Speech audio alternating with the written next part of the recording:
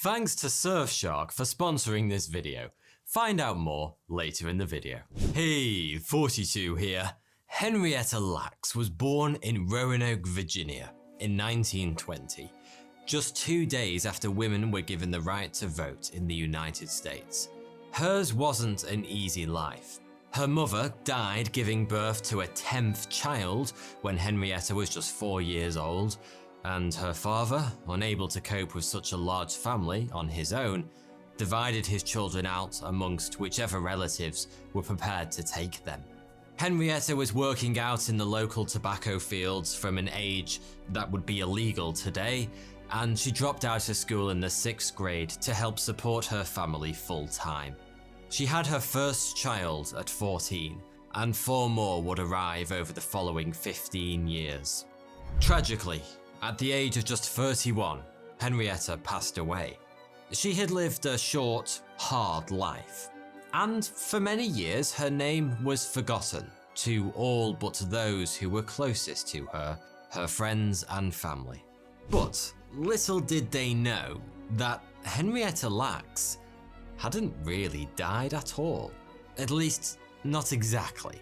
And what was more, in the years since her non-death, this unassuming woman had been busy changing the world, playing a pivotal role in some of the most important breakthroughs in medical science of the entire 20th century.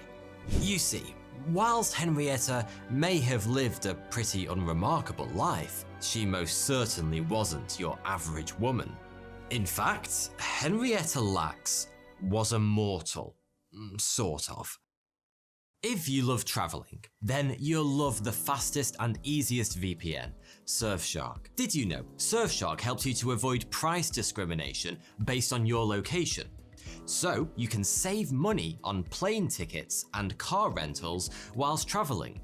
Surfshark runs on any device, anywhere, and it's packed full of features, such as industry-leading uncrackable encryption, IP and DNS leak protection, an internet kill switch if your VPN drops out, and 24/7 customer support. Personally, I use Surfshark to watch Netflix content from other countries, such as the US, that's usually blocked here in the UK. Surfshark maintains a strict no-logs policy, and their network of 3,200 servers in over 65 countries runs completely on RAM, so they couldn't even log your data, even if they wanted to. By using the code 42, you will benefit from an 83% discount plus 3 extra months for free. All you have to do is click the special link in the description below. Don't miss it. To tell this strange tale, it's probably best if we start at the beginning of the end, of Henrietta's life, that is. Back in early 1951, when she was 30 years old, Henrietta felt what she described as a knot in her womb. She'd already had 4 children by this point, and her family suspected the feeling of discomfort was the first sign that baby number 5 was on the way. As it happened, they were right. But after giving birth to a son, the unsettling feeling in Henrietta's belly didn't go away. Which is how, soon afterwards, she found herself sitting in the waiting room at Johns Hopkins, the only hospital in the area that would treat black patients. Henrietta was seen by Howard Jones, who in later life would go on to establish the reproduction center responsible for the world's first so-called test tube baby, but at the time he was a young doctor at the start of his career. During his examination, Dr. Jones calling...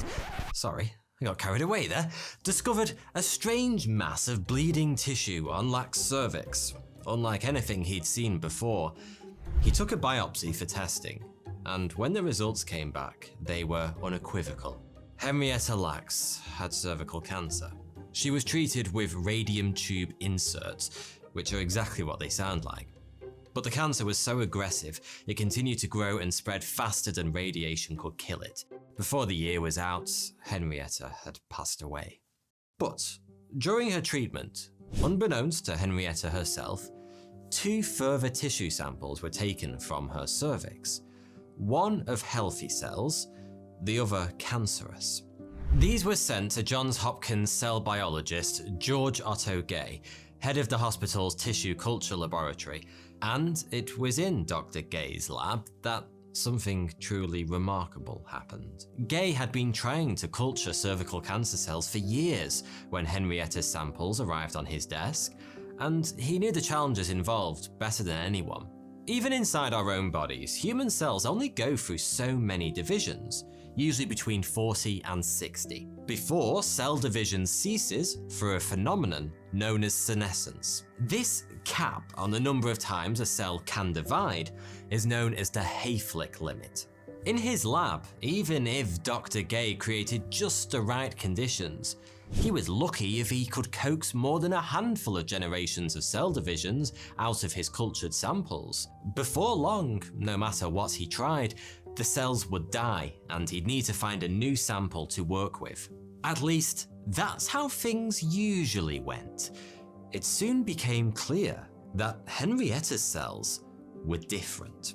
Because, far from dying out in his carefully constructed cultures, the cancer cells taken from Henrietta's cervix thrived, dividing over and over again long after they should have perished.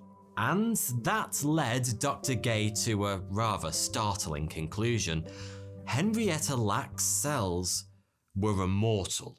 This discovery was a big deal. Like a very big deal. You see, an immortal cell line, one where the cells continue to divide over and over again, apparently forever, offered researchers something they'd never had before: an unlimited supply of uniform, genuine human tissue that was cheap to produce en masse in a lab and could be used to carry out all manner of experiments. Such a cell line would eliminate the need to laboriously collect tissue samples from patients. And since the cells could be cultured in a lab, there was none of the ethical concerns that might have been associated with testing on tissue that was still attached to the human who'd made it possible in the first place. By the way, I should point out that in the human body, cancer cells aren't affected by the Hayflick limit. They can continue dividing over and over again, though this wasn't understood until the 60s. And anyway, outside the body, in an artificial culture, it's a very different story, and much like regular cells, cultured cancer cells soon die out. But for some reason, Henrietta Lack's didn't. And it was a game changer for biological research. Dr. Gay knew exactly how important this discovery was, and so he began handing out the cells, which he dubbed HeLa, after the woman they came from, to anyone who wanted them, in the hopes they would be used to make breakthroughs in many areas of medical science. And it wasn't long before HeLa cells were doing exactly that.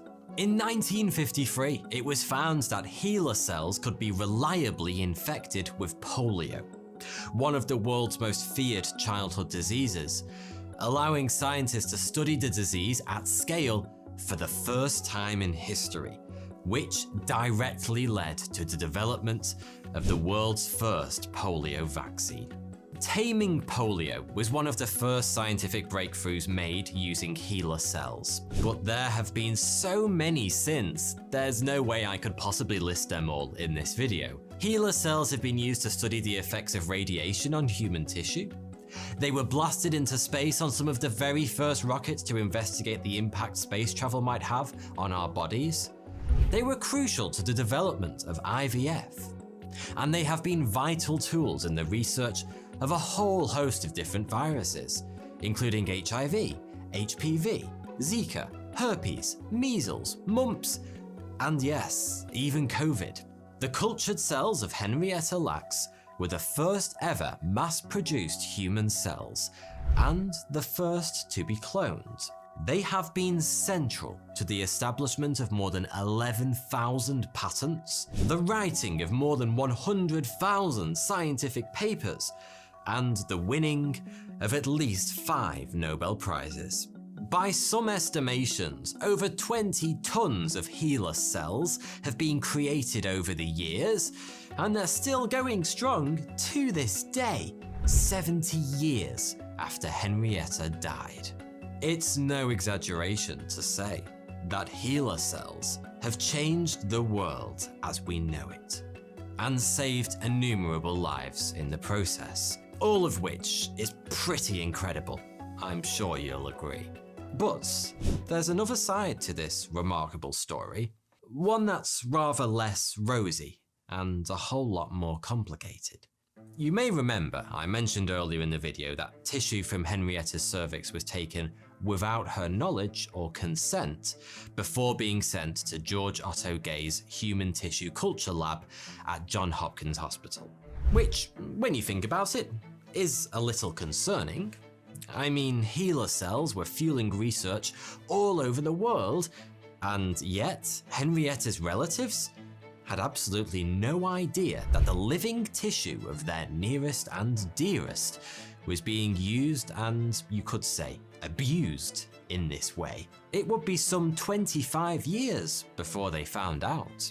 In the meantime, their lives had been going on pretty much as they always had been. The unsavory irony here is that whilst Henrietta Lack's cells were enabling medical research that would go on to make pharma corporations millions, perhaps billions of dollars, members of her own family didn't even have enough money to pay for basic medical care. I should point out that no crime was committed here, or at least nothing more than a moral crime. The doctors of Johns Hopkins Hospital were under no legal obligation to ask for permission to take Henrietta's cells, and no companies or individuals who made money from their work with HeLa cells owed the family a penny by the letter of the law. Taking human tissue samples without consent was completely standard procedure at the time, and even today, material obtained from a patient during surgery, blood and tissue samples, say, can be used for research in much the same way Henrietta's was. I'm sorry to tell you that in the relatively unlikely event money is made using your bits and pieces after surgery, you aren't entitled to any of it. This was actually tested in the California Supreme Court back in 1990, when a man named John Moore, who suffered from leukemia, discovered his cells had been turned into an immortal cell line, much like HeLa, and later commercialized by his physician. Unsurprisingly, Moore wanted a slice of the very big pie, but the court ruled on the side of the physician, making it clear that an individual has no rights to his own discarded cells, and no rights to any profits that may later be gained from them. Intuitively, it feels wrong that our own cells could be used in this way, without our permission, for the profit of others. But is it just as easy as saying we should have to give express permission in order for someone to use our body parts for research?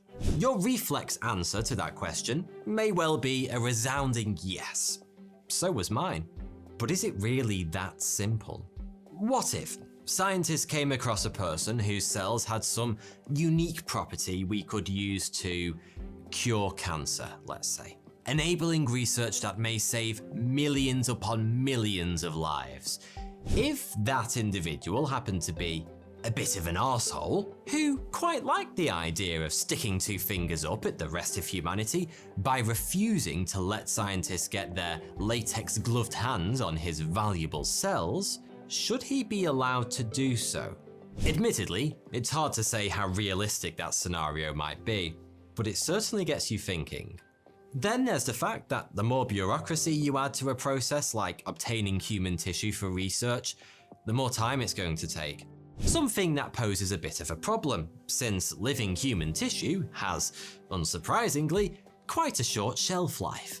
Add too much red tape or seek too many approvals, and we might risk missing out on making medical breakthroughs that could save lives. As is often the case with complex moral conundrums, there really are no easy answers here. Though I think pretty much everyone would agree, it's wrong that Henrietta Lack's family were left living in poverty, whilst her cells were busy changing the world and making others very rich in the process. So clearly, something needs to change. HeLa was the world's first immortal cell line, and to this day, it remains the most important and the most widely used cell line in biological research. HeLa is no longer unique.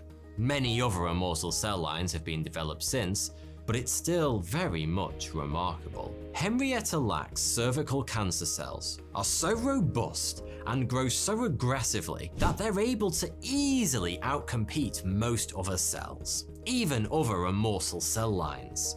And in the 70s, scientists began to realize that many cultures of what they thought were immortal cells from other lines had, in fact, been taken over by rogue HeLa cells. Cross-contamination of cultures is incredibly hard to prevent. We're talking about human cells here. Objects so tiny they can happily float from place to place on a mote of dust. And HeLa is so hardy, so fast growing and downright dominant. If just a few cells drift into a nearby culture, more often than not, they soon take over. Remarkably, it's estimated 20 to 30% of all immortal cell lines have been contaminated by HeLa cells. And that's more than a minor inconvenience. It essentially invalidates every experiment conducted with the contaminated cell cultures. And since most researchers traditionally haven't tested the identity or purity of the cell lines they're working with, we're talking about a vast amount of research that's being called into question. In stories told by those who knew her in life, Henrietta Lack was a fun-loving, caring mother who found happiness despite the hardships she faced. In death, she unwittingly became one of the most influential people ever to have lived. Hers is a story that mixes tragedy and triumph, but none of that takes away from the truly monumental impact this unassuming woman has had on the modern world. Henrietta Lack may have lost her life to cancer, but in a strange twist of fate, that very same cancer made her immortal and changed biological research forever. Thanks for watching. Check out my new podcast, Random Interesting Facts, available on YouTube, Spotify, Apple Podcasts, and anywhere else you get your podcasts. Link in the description below. Thanks.